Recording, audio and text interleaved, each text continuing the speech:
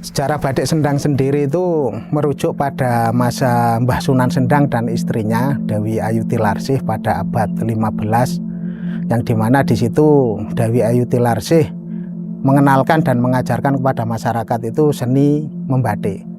Karena Dewi Ayuti Larsih sendiri, beliau berasal dari Jawa Tengah, lebih tepatnya dari Kudus, dan beliau memang sudah mengerti dan memahami tentang seni batik tersebut. Dan di situ masyarakat mulai mempelajari, mengembangkan seni batik yang ada di Sendang, sehingga masyarakat mempunyai ciri khas batik dan motif tersendiri.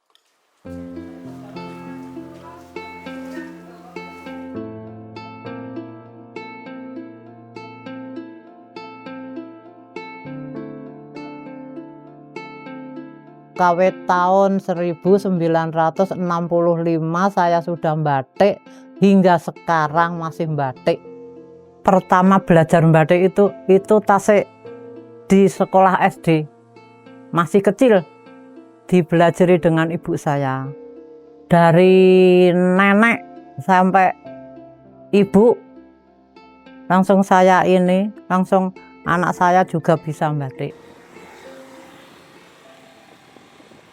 Saya memulai batik itu tahun 1995, dan secara turun-temurun saya memang keturunan keempat dari buyut saya juga pembatik, mbah saya pembatik, mak saya juga pembatik, dan saya turunan keempat.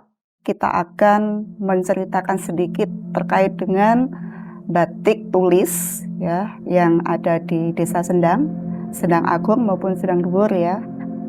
Dulu memang satu daerah ya, karena memang Padukuhan Amuntuno, yaitu nggak ada namanya Sendang Dhuwur, Sendang Agung itu nggak ada. Nah saat ini kemudian secara administrasi dipisah antara Sendang Agung, Sendang Dhuwur.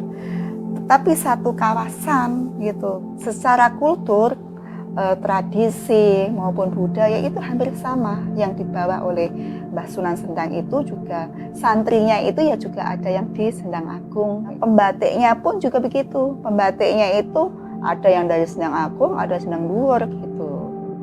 Niki namine batik Sendang. Mergi niki sing batik niku nggih tiyang Sendang, Sendang Agung, Sendang Dhuwur. Nah, niki warnane batik niki asline biyen niku nggih biru, ireng, abang, putih.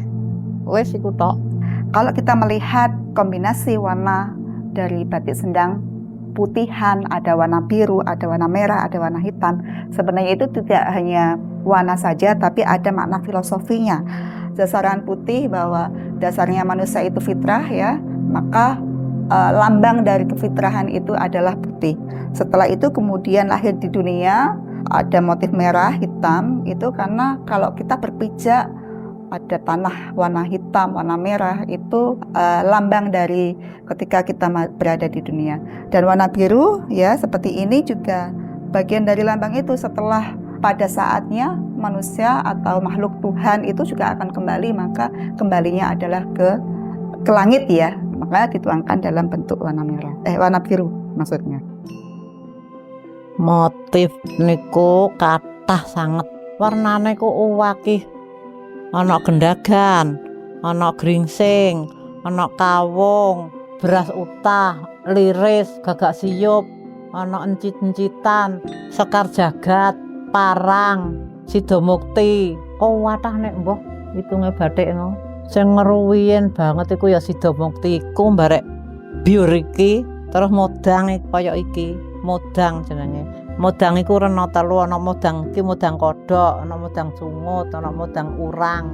Mungkin di beberapa tempat ada yang meyakini bahwa motif ini hanya bisa dipakai oleh kalangan tertentu saja. Tapi di batik Sendang ini ya, khususnya batik Sendang ini tidak ada pembedaan atau ini buat kalangan tertentu atau kalangan yang isinya levelnya atas atau bawah, tidak ada seperti itu. Kemudian ada beberapa motif juga, ada pati ya, patinan di sini. Nah, ini motif lama ini. Kalau kita melihat seperti ini, kita pasti tahu, orang Sendang itu pasti tahu, oh ini motif dulu.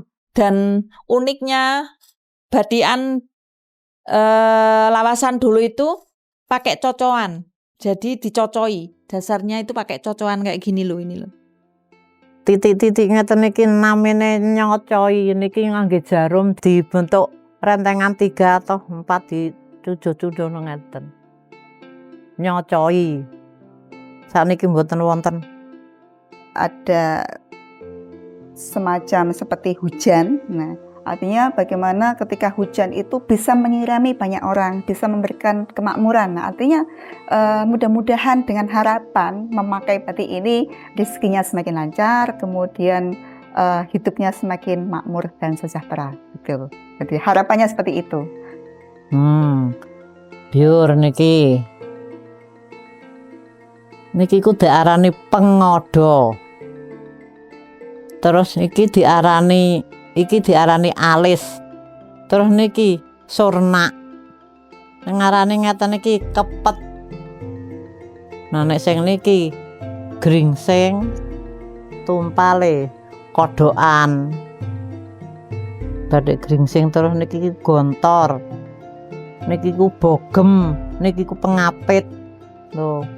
Nek biyen ku ana isi silah-silahe. Ada orang yang sufisme ya, sufisme itu dia nggak mau memakai motif yang sifatnya mempunyai nyawa. Kalau kita mengkaji sejarah terkait dengan batik, ada namanya batik rifaiyah ya. Ya seperti halnya di Sendang juga ada. Jadi ada motif burung, kemudian burungnya itu tidak menyambung, lehernya itu terpotong, tapi dia masih bisa melihat bahwa itu adalah motif burung. Gitu. Batik ini ada karena pada saat itu bukan hanya serta-merta aja kita ikut tren begitu, tidak, tapi ada sejak pada zaman Sunan Sendang. Dakwahnya itu bagian dari dakwah dengan media batik gitu.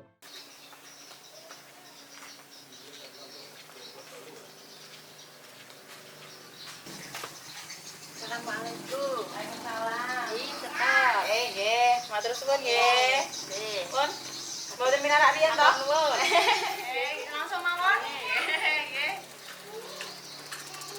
Orang dulu batik itu pakai puasa kayak gitu. Kalau mau ini loh ngawiti, memulai. Kalau memulai ngeleng-ngeleng itu puasa dulu. Pokoknya terus nanti kalau ini wage kliwon legi itu menghindari dari hari apa gitu ya nggak dimulai. Jadi kalau harinya tuh pas enak katanya, itu langsung dimulai, langsung semua punya kain 5 misalkan dimulai semua.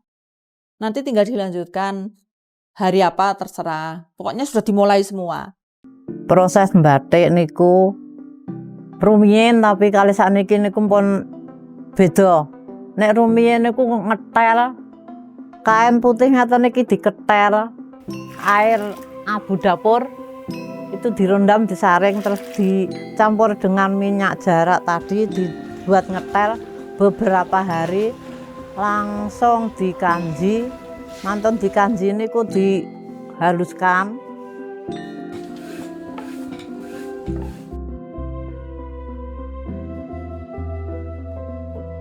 Ngeblat niku wonten contone nek sakniki. Ngoten niki wonten contone. Saderenge niku ten kertas niku digambari rumiyin. Duka ndamel motif napa ngoten niku digambari rumiyin ten kertas terus diblat ngeten. Nyanting yang pertama niku nglengkreng. Nurutno kalih blate niki wau nggambar pertama niku nggambar. Gambari niki mantun ngoten niku nek pun mantun gambaran diisen-iseni lho ngeten iki isen-isen mantun diisen-isen niku ditembok niku ados niki petak ngeten niki pewarnaan sakniki niku ngagem remasol, naptol, indigo sol, rapit, Kalau yang mencelup warna naftol itu memakai naftol dicampur kalih kostik, dicairkan kalih toya panas, toya umum. Terus kangge warna merah niku naftole ngangge naftol ASBO. Kangge pewarnaan pertama niku warnane kuning.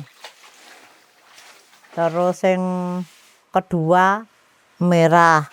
Gareme ku ya merah R, merah B, merah R.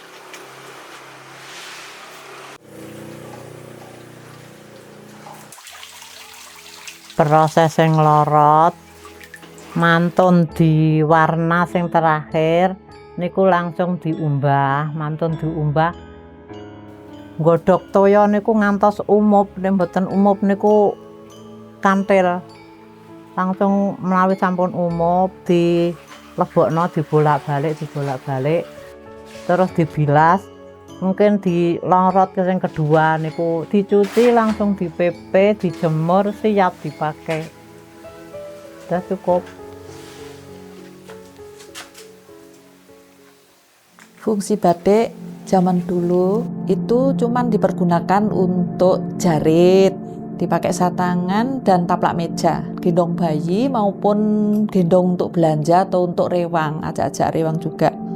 Saya punya gawe kan, atau saudara saya yang punya gawe kan disuruh, Mbak tolong ajak no tetanggaku iki rewang, misalkan kayak gitu. Jadi saya ya wis kalau hanya pakai bayak dan jarit itu kayaknya kurang enak gitu. Kalau pakai gini tuh sudah, lah ini loh sudah pertanda orang mau ajak-ajak rewang kayak gini tuh. Dan yang kedua untuk berangkat rewang, untuk membawa ini gawan, gawannya ditaruh di dalam bokor berisi beras, ditumpang gula atau pisang, terus kemudian digendong kayak gini, terus berangkat rewang ke tetangga, ke sanak saudara, terus kemudian nanti pulangnya itu dapat taningan, istilahnya diisi taningan. Jadi isinya taningan itu ketan sama nasi yang nggak ada bumbunya sama sekali, itu tradisi zaman dulu. Terus kemudian kalau satangan kayak gini, ini untuk pergi kenduren. Bapak-bapak yang biasanya bawa kayak gini tuh, satangan kayak gini dibawa, dilipat kecil, kemudian ditaruh di saku, kemudian nanti pulang dibawa, dipakai untuk membawa berkat. Misalkan contoh ini berkat misalkan kayak gini, bungkusnya kayak gini.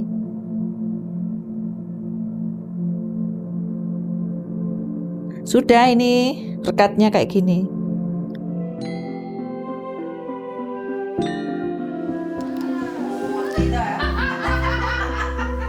Batik Sendang ini bagian dari pelestarian budaya yang dimiliki oleh Desa Sendang yang belum tentu dimiliki oleh daerah lain.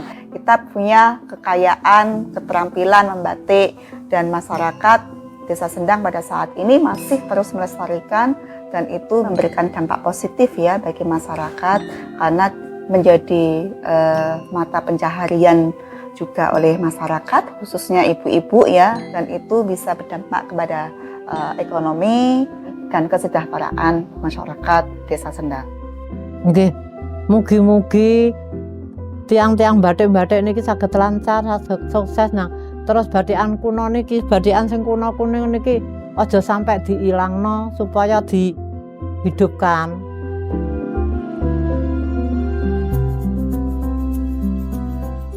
Perlindungan yang dilakukan oleh Dinas Pariwisata dan Kebudayaan yaitu mewariskan pengetahuan dan keterampilan membatik kepada generasi muda dan lingkungan keluarganya secara turun-temurun sebagai bentuk pelestarian nilai, teknik, dan filosofi batik Sendang. Dalam pengembangan bahwa kita telah melakukan berbagai macam promosi dan publikasi dengan penyelenggaraan festival-festival antara lain Festival Sendang Agung Batik Karnival, Festival Ruahan Sendang Dhuwur, Festival Naik Lamongan karnival, dan juga masih banyak lagi festival-festival yang diselenggarakan untuk mengembangkan atau mempromosikan batik Sendang. Dan selain itu kita telah melakukan kolaborasi dengan Dinas Perdagangan dan Perindustrian, dengan Dekranasda telah melakukan lomba kreasi desain batik Lamongan. Adapun pemanfaatan yang telah kami lakukan antara lain melaksanakan kebijakan penggunaan batik khas Lamongan bagi seluruh ASN dan pelajar maupun komunitas di Kabupaten Lamongan. Dan juga telah diselenggarakan workshop membatik baik di Desa Sendang Agung maupun Sendang Dhuwur sebagai sarana edukasi dan pewarisan keterampilan kepada pelajar, komunitas, dan juga instansi pemerintah. Pemerintah Kabupaten Lamongan telah melakukan pembinaan dan pengembangan produk ekspor unggulan UMKM batik di Kabupaten Lamongan.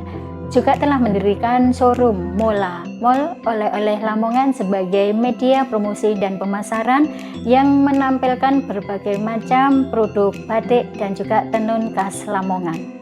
Semoga batik Sendang Lamongan tetap lestari dan semakin dikenal tidak hanya di Kabupaten Lamongan namun juga di tingkat nasional maupun internasional. Ayo dililing Lamongan, ayo ditumbasi Lamongan Megilan.